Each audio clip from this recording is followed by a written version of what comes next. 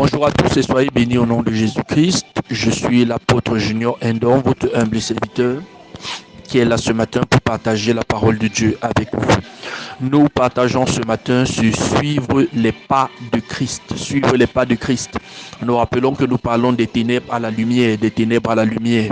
Dans le livre d'Éphésiens, chapitre 5, du verset 1 au verset 2, il est écrit: Devenez donc des imitateurs de Dieu comme des enfants bien-aimés et marchez dans la charité, à l'exemple de Christ qui nous a aimés et qui s'est livré lui-même à Dieu pour nous comme une offrande et un sacrifice de bonne odeur. Bien-aimés, nous sommes en train de parler certainement de suivre les pas de Christ. Vous savez, lorsque on devient chrétien, être chrétien, ce n'est pas juste un mot. Être chrétien, c'est appartenir à un certain royaume qui est le royaume de Dieu, le royaume de Christ. Et être chrétien veut simplement dire que nous marchons sur les pas de Christ. Quand nous prenons chrétien, c'est en anglais que c'est mieux Christian, c'est-à-dire Christ. And in, c'est-à-dire des gens qui sont comme Christ, n'est-ce pas? Chrétien, ce n'est pas juste une adhésion à une religion comme plusieurs le pensent. Chrétien, ce n'est pas être un membre de la dénomination ou alors de la religion qui a été instituée par Jésus. Non, être chrétien, en fait, c'est mettre, c'est déposer, c'est prendre sa vie en marchant sous les pas de Christ, se soumettre totalement à la volonté de Dieu, vivre selon les principes de Dieu. Et vous savez, dans le livre d'Éphésiens dans lequel nous sommes en train de lire, n'est-ce pas, vous vous rendez compte que au départ, on parle de ce que Jésus-Christ a fait, n'est-ce pas? Il a été avec les autorités dans le chapitre 1, chapitre 2, n'est-ce pas? Ensuite, par exemple, au chapitre 4, on commence maintenant sur la conclusion, ou alors je dirais l'effet de ce que Jésus-Christ a fait. Comment est-ce que nous devons répondre à cela? C'est-à-dire comment doit être notre vie. Souvenez-vous, n'est-ce pas, dans Éphésiens chapitre 4 par exemple, la Bible nous fait comprendre que, n'est-ce pas, vous êtes sauvés, c'est pas la grâce que vous êtes sauvés par le moyen de la foi, c'est pas par les œuvres afin que personne ne se glorifie. Mais maintenant, dans le même sens, je vais dire le même passage, la Bible dit maintenant, mais vous avez été créés pour les bonnes œuvres. Ça veut donc dire que, en fait, dans le plan parfait de Dieu, il faudrait que ces bonnes œuvres, nous puissions les vivre, que tu puisses les vivre, tu puisses marcher selon celles-ci. Donc, en fait, être chrétien n'est donc pas juste une appellation, mais c'est une façon d'être, une façon de vivre, c'est une façon de se comporter. C'est la raison pour laquelle l'apôtre Paul exhorte dans les chrétiens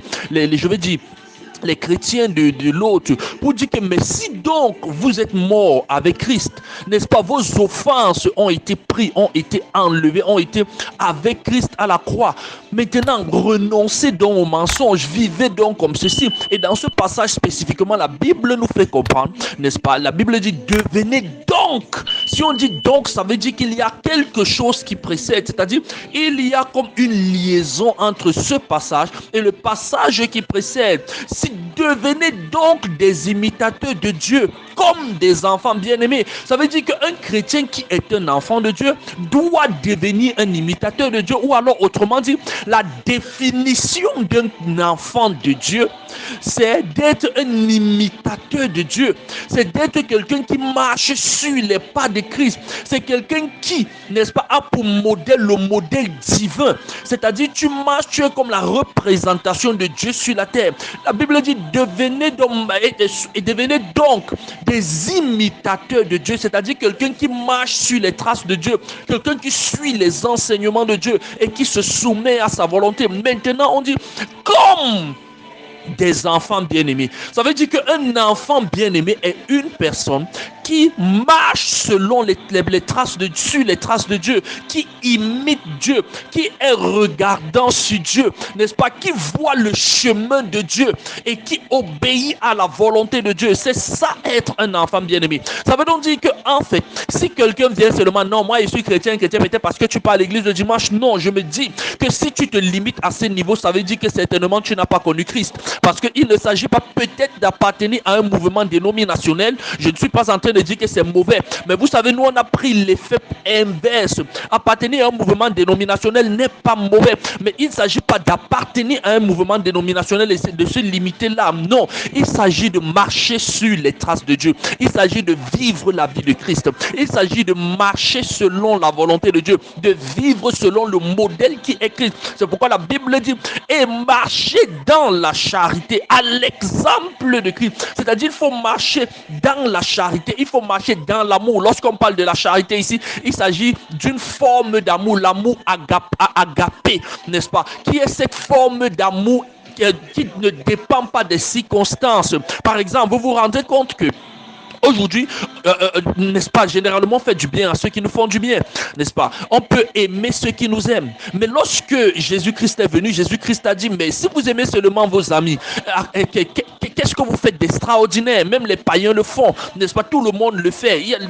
En fait, sur la terre, les gens n'aiment que leurs amis, ou alors les gens aiment leurs amis. Il n'y a rien de difficile ou alors d'extraordinaire en le faisant.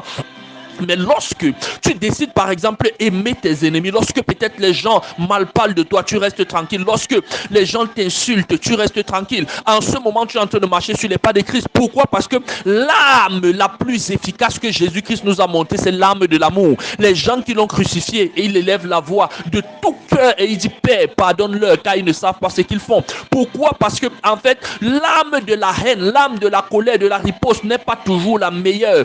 Donc, et Jésus-Christ est venu montrer cette arme de l'amour. Et maintenant, la Bible nous fait comprendre que à l'exemple de Christ qui nous a aimés et qui s'est livré lui-même. Et la Bible nous dit qui s'est livré à Dieu pour nous comme une offrande et un sacrifice de bonne odeur. Ça veut dire que, en fait, quel est l'exemple que nous devons montrer? C'est d'être un sacrifice de bonne odeur. Lorsqu'on parle d'un sacrifice, ça veut dire, en fait, tu ne considères point ta vie, tu considères que ta vie appartient à Dieu. Vous savez, le plus souvent, on dit souvent, non, j'ai donné ma vie à Dieu, j'ai donné ma vie à Dieu. Mais parfois, nous ne mesurons pas l'implication de ceci. Lorsque tu dis, j'ai donné ma vie à Dieu, ça veut dire que, en fait, ta vie ne t'appartient plus. Ce n'est plus toi qui décides en ce qui concerne ta vie. Ça veut dire que, en fait, c'est Dieu qui est la première personne dans ta vie. Pourquoi? Parce que ta vie lui appartient. Ta vie a été offerte en sacrifice. Ça veut dire que si tu dis que tu es à l'exemple de Christ, donc ta vie ne t'appartient plus. Ta vie appartient à Christ. Ta vie appartient à Dieu. C'est-à-dire tu as